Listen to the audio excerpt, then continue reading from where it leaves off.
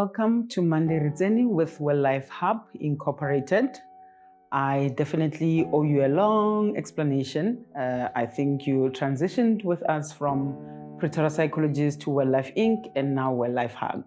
But I will explain that in the coming episode. This is a new season of 2024. We took a season break deliberately to recover, to recuperate, to rebrand, to expand, along with the expansion that I told you about. And here we are again.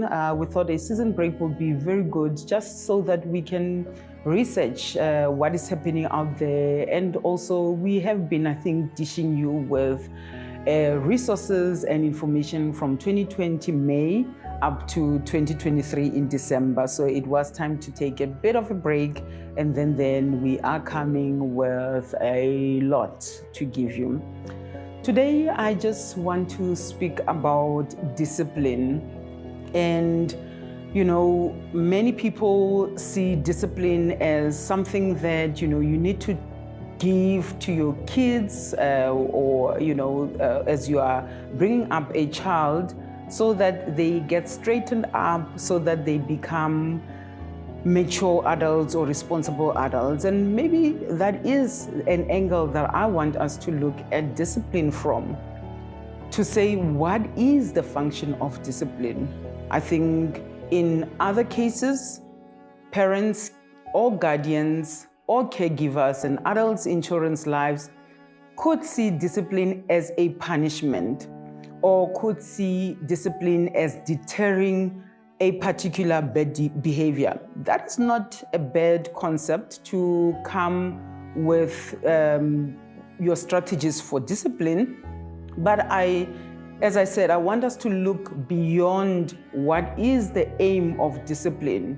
At the end of the day, the reason why you are deterring your child from repeating bad behavior or even punishing them for whatever they have done, so the negative consequences of whatever they have done, is so that in the bigger picture, they can be well-adjusted adults that can live harmoniously with the society.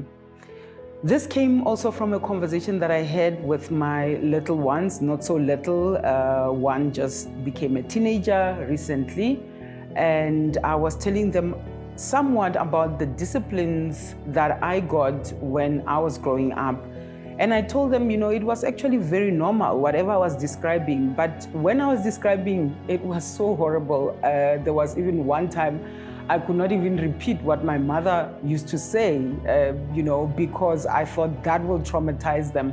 And not to say that at the end of the day, that was traumatic for us, but what did that do? What I could come up with was to repeat what my grandmother used to say, because maybe it was less frequent. She will say that when she's visiting, but I could not repeat what my mother would say. And the one example that I gave them was, how, because my mother was a sportswoman, she used to do your field, your athletic and your field sports. She was a shot put and a javelin player. And she will usually be like, if you are going to be giving me a runaround, know that I cannot miss. So she will take off her shoe and she will be like, stand wherever you are because I will not miss because of the sport that I played. But this one example, I said, you as a child will be given a task to go and pick up a stick from a tree that you will be beaten with. And my daughter was like, but I will run away, or what if you don't go for it? And I'm like, that was the fear that was instilled in us. You will go take it, or your parent will go take it, and then they will beat you up with it. And then I related a particular beating that we got, and it was a very negative one. It was myself, my younger sister, and a cousin from the paternal cousin. But anyway, it was a long distance cousin. And to this day, I still remember that beating. When I related that story, I said to them, this one uncle of mine who passed on, bless his soul, was shouting "Thula, which means keep quiet. And I'm sure because they were used to that context, either they were feeling sorry for me that I was crying so much, or they were thinking, you know what, you are giving us, you are making us to be given these lashes for much longer because you're not keeping quiet, because I was not used to that. And my daughter was like, but that did not make sense for your uncle to say to you, keep quiet, because you are getting a beating, so meaning that you are in pain. I said, that is the kind of discipline that we were given, you know, and I don't know if it was even about discipline. I mean, I can even tell stories about the infringement. It was not even an infringement. It was just the action that we had taken. And she said to me, surely then people that got those kind of beatings, those kind of words, must walk around life very angry. And I said, that is why I suppose people, our generation and the generation before us, one, they cannot express themselves. Why? Because they could not be listened to. Whenever you want to speak or you want to express yourself, you are being told you are talking back to an adult. So a child is supposed to be only seen and not heard. So that's number one.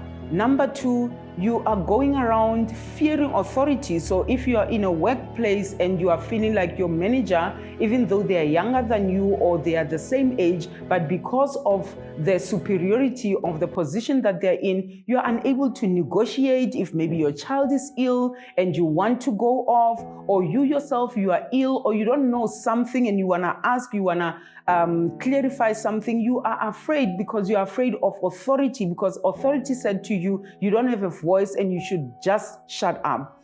The third one is the one that I'm talking about, of being angry. So you because you cannot have a voice and you think that the world is against you, there's just this anger that is in you, and that's how you walk around and that's how you navigate life. You navigate life with just being angry with just about anybody, any cat, dog, you know, somebody that passes you in traffic. There's road raging just because somebody passed you in traffic, because you could not then express in a healthy way what does that do to you.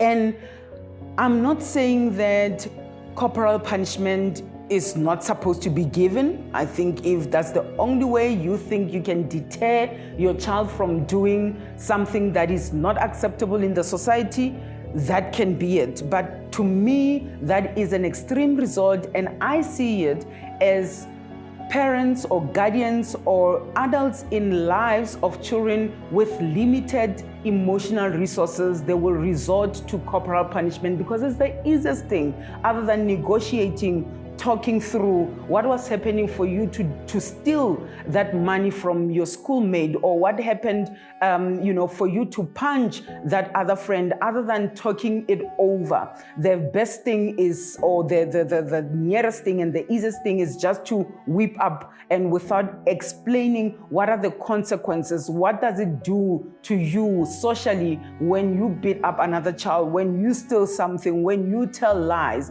And I am saying that I think when we think of discipline, maybe we might want to have an approach of what is the aim at the end of the day? What do we want to attain? If we want to make the children in our lives, to guide them and to make them to be adults that are well adjusted in the society, is to perhaps sit down and also to use consequences instead of punishment. Because what consequences teaches a child or a younger person is that whatever I'm going to do in life, it has consequences, and which means then I can take responsibility versus somebody else taking responsibility for me or correcting me.